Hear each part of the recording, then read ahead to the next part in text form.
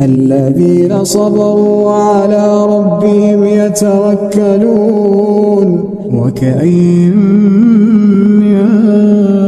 دابة لا تحمل رزقها الله يرزقها وإياكم وهو السميع العليم ولئن